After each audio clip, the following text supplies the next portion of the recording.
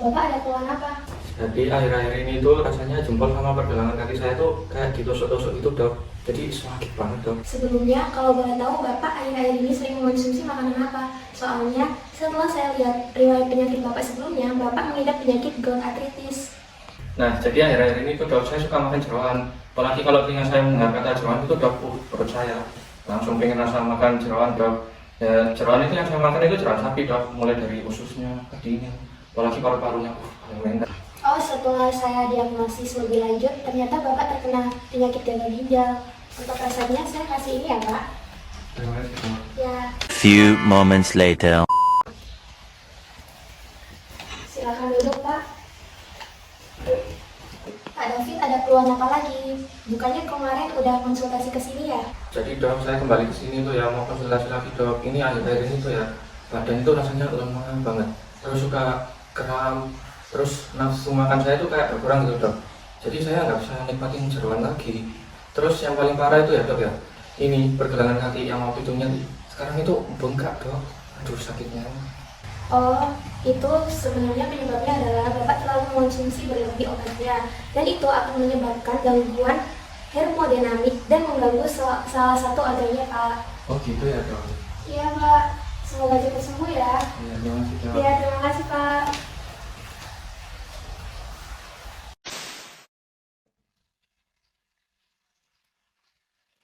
Kamu lagi baca apa nih? Oh, aku lagi baca berita nih tentang angka kematian akibat gagal ginjal. Emangnya gagal ginjal tuh apa sih? Oh, jadi gagal ginjal itu merupakan kondisi penurunan fungsi ginjal dalam menyaring sisa metabolisme tubuh dari dalam darah yang dikeluarkan melalui urin. Kondisi tersebut dapat menyebabkan kadar racun dan cairan berbahaya mengendap dalam tubuh sehingga akan berakibat fatal apabila tidak dikeluarkan atau ditangani. Oh, jadi gagal ginjal itu penurunan fungsi ginjal gitu ya? Betul sekali. Kalian pada ngomongin apa? Kenapa di itu ada ginjal-ginjalnya gitu? Oh, ini aku lagi ngomongin angka kematian akibat gagal ginjal. Kira-kira penyebab gagal ginjal itu apa ya? Kalian ada yang tahu nggak? Oh, aku tahu itu. Biasanya penyebab seseorang mengalami gagal ginjal itu dikarenakan kenaikan tekanan darah yang tidak terkontrol. Selain itu juga, seseorang yang mengalami obesitas dan mengidap diabetes biasanya cenderung mengalami gagal ginjal. Oh gitu ya, tapi menurut sumber yang aku baca itu nggak hanya itu loh, sebenarnya itu banyak sih. Itu salah satunya itu kebiasaan merokok. Kan di rokok itu kan juga banyak kadar kimianya ya, zat kimia yang tentunya berbahaya bagi tubuh, sehingga bisa menyebabkan kita itu terkena gagal ginjal kalau terus-menerus kita merokok itu kan. Terus yang selanjutnya itu dia memiliki riwayat penyakit ginjal sebelumnya, seperti dia memiliki infeksi ginjal, peradangan dan lain-lain. Sehingga ketika dia tidak langsung melakukan penanganan, lama-kelamaan dia akan terkena penyakit gagal ginjal itu. Terus yang terakhir ada penyakit autoimun, itu bisa menyerang ketika keadaan kita kondisinya sangat berat, sehingga menyebabkan kebocoran pada ginjal dan bisa menyebabkan ginjal tersebut pada tingkat yang sangat kronis, yaitu gagal ginjal. Oh, jadi itu ya penyebabnya. Iya. Kalian udah datang kan? Kalian pada ngomongin apa nih serius banget? Aku lagi baca berita nih tentang gagal ginjal. Kalau yang aku baca di sini sih katanya gejalanya itu salah satunya sakit punggung. Emangnya benar ya?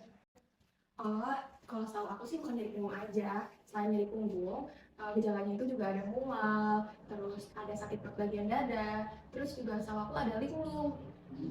Tapi kamu tahu nggak sih kalau ada gejala lain selain yang disebutin sama Kinan? Ada hipertensi, dehidrasi, kelelahan, bahkan susah tidur tuh juga masuk ke dalam gejalanya loh. Tapi sebelum itu nih, sebelum kita diagnosa mengalami gagal ginjal, kita bisa melakukan beberapa pencegahan. Salah satunya adalah jika kita sudah merasa terganggu, kita bisa langsung berkonsultasi ke dokter secara rutin dan teratur, dan kita bisa mengikuti instruksi pengobatannya dengan baik. Selanjutnya, jika kita sudah didiagnosa menderita diabetes mellitus, kita bisa mengusahakan dengan menjaga kadar gula darah kita tetap stabil untuk menghindari komplikasi pada ginjal. Yang terakhir, cara yang paling mudah nih, kita bisa membiasakan pola hidup sehat seperti rutin berolahraga dan pola makan sehat.